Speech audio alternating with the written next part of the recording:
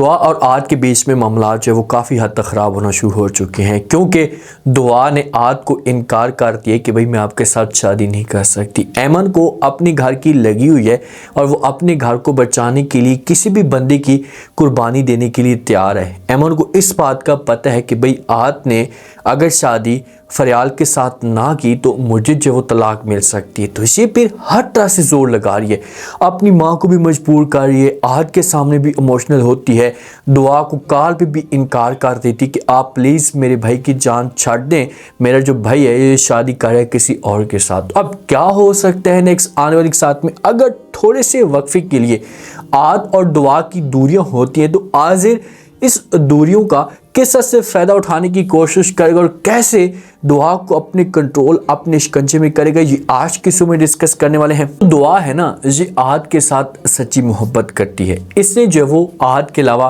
किसी और के बारे में सोचा भी नहीं था। बच्ची है बेचारी और इसने कभी भी इसके दिमाग के अंदर ये बातें नहीं है कि भाई मेरे लिए ये मुश्किलात खड़ी हो सकती हैं, जैसा मेरा जो घर है ये बर्बाद हो सकता है, आगे जाकर दरिंदे बैठे हुए और मुझे डसने के लिए तैयार है। ये बेचारी जो रहती है ना, ये आहद के साथ दावे करती, आहद को कहती कि ठीक है जैसा भी आप बोलेंगे मैं वो सब कुछ करने के लिए तैयार हूँ। अब इनकी जो दास्तान होती है चलती आगे, आहद जो होते हैं अपने घर के अंदर अपनी बहन को ये अल्फाज कहते हैं कि बहन जो है फरियाल के साथ शादी नहीं करना चाहता, मैं शादी करूँगा तो सिर्फ उसे दुआ के साथ ही करूँगा। तो उसके बाद ऐमन को आग लग जाती है। ऐमन कहती कभी भी ऐसा नहीं हो सकता, ये सब कुछ आप अपने दिमाग से निकाल दें, आपकी शादी होगी तो फरियाल के साथ होगी क्योंकि फरियाल बहुत ही अच्छी है और फरियाल के साथ आपकी शादी ना हुई ना तो मेरा भी घर बर्बाद हो सकता है। तो आहद को ये मजबूरी खाई जा रही होती है। आजिर जो है ना ये अपना ऑफिस खोलता है तो सबसे पहले जो वो ये दुआ के घर में मंजी बिस्सा गोल करके पहुंच जाता है, जाकर इसे लेटर देता है, पहले दरवाज़ा खोलता है, दुआ जब इसे देखती है मुंह तो बनाती क्योंकि आजिर बिल्कुल भी इनको अच्छा नहीं लगता।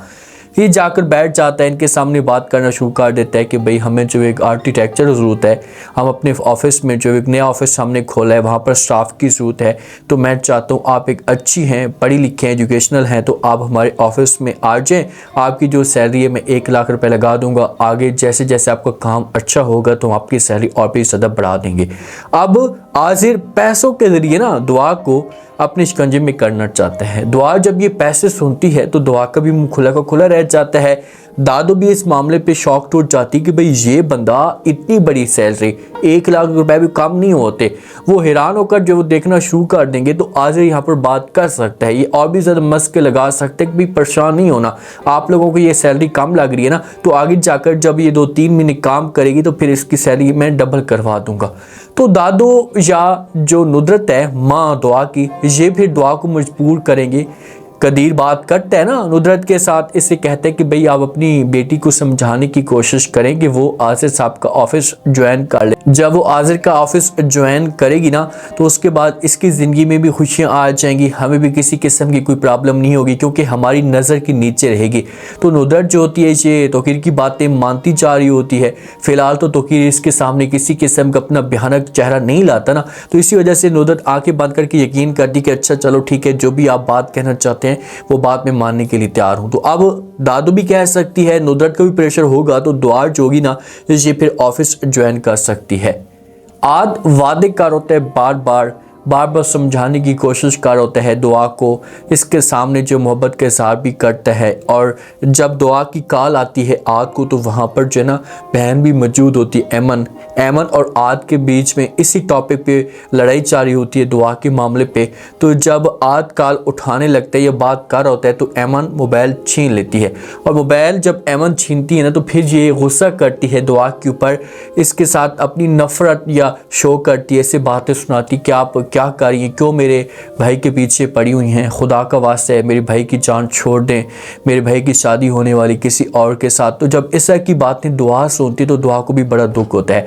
कॉल कट जाती है, आज जो होता है ये ऐमन के ऊपर गुस्सा करना शुरू कर देता है, इसे कहते हैं कि आपको ऐसा नहीं करना चाहिए था, आपने किससे इजाज़त ली है, आप अपने घर को बचाने के लिए मुझे जो वो बकरा बनाना चाहती हैं, कभी भी ऐसा नहीं हो सकता। एक बात कान खोल कर सुन लें, घर को बचाने के लिए कहीं ऐसा ना हो कि आप मेरा घर बर्बाद कर दें। दें या मेरी मोहब्बत बर्बाद कर दे, मैं शादी करूँगा तो सिर्फ और सिर्फ जो है वो दुआ के साथ करूँगा, फरियाल के बारे में सोच भी नहीं सकता। तो यहाँ पर जो इंटरेस्टिंग ट्विस्ट पैदा होगा, यहीं से इन दोनों के बीच में लड़ाइयाँ पैदा होंगी। ऐमन जो है ना एक दफ़ा दुआ के घर में जाएगी, वहाँ पर भी जाकर बात करेगी, समझाने की कोशिश करेगी कि भाई आपको पैसे चाहिए, आपको जो कुछ भी चाहिए आपको देने के लिए हम तैयार हैं, लेकिन अब आहत से दूर हो जाए। दुआ जो होती है ये अपने दिल के अंदर ये बातें बिठा देती है, और जब आद की मुलाकात होती है, अब आद किसी भी तरीके से दुआ को राज़ी करता है। पहले तो दुआ बात ही नहीं करना चाहती आद के साथ, जब इसके पास जाते हैं या अब ये ड्यूटी वाली जगह पर मुलाकात कर सकते हैं, समझाने की कोशिश करते हैं, तो दुआ जो होती है ये आगे से कर देती है इनकार। ये आद को कहती है कि अब ऐसा नहीं हो सकता,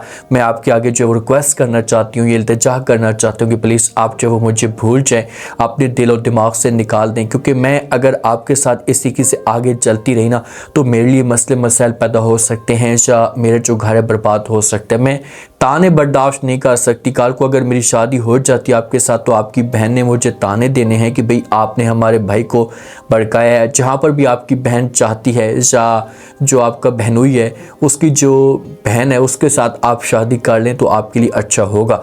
तो ये बातें आज सुनेगा तो ये फिर बात करेगा कि अच्छा चलो ठीक है, आप अगर ऐसा कह रही तो मैं ये बात मानने के लिए तैयार हो।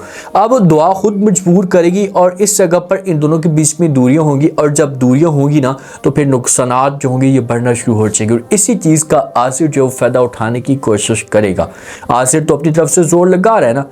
आप फरियाल बात कर सकते हैं अपने भाई के साथ कि भाई ऐमन का भाई आप जो है वो मेरे साथ शादी नहीं करना चाहता, या उसके दिमाग के अंदर कुछ और बात है, तो वो फिर खुलकर फरियाल के साथ बात करते हैं कि भाई अगर ऐसा कुछ हुआ ना तो फिर एक तूफ़ान खड़ा हो जाएगा, एक क़यामत बर्पा होगी, और हो सकता है कि इस क़यामत में तूफ़ान में ऐमन और मेरा जो रिश्ता है ये भी ना बच पाए।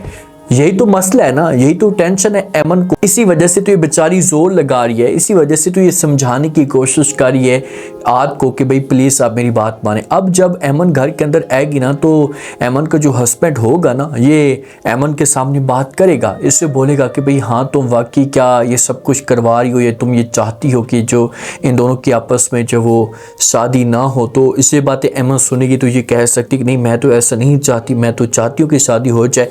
तो वार्निंग देगा फरियाल का भाई कि भाई अगर ये सब कुछ ना हुआ, अगर आद और फरियाल की शादी ना हुई तो फिर आप भी अपने जो घर को या रिश्ते को नहीं बचा पाएंगे। इसी चीज़ से मैं आपके साथ पहले क्लियर कर रहा हूँ। तो ये बातें जिस वक्त ऐमन सुनेगी तो ये फिर आद और अपनी माँ के आगे हाथ जोड़ेगी, इनके सामने रिक्वेस्ट करेगी कि प्लीज़ आप लोग मेरा रिश्ता बचा सकते हैं। अगर आद ने मेरी बात ना मानी तो मेरा जो रिश्ता होगा मुकम्मल तौर पर बर्बाद हो जाएगा।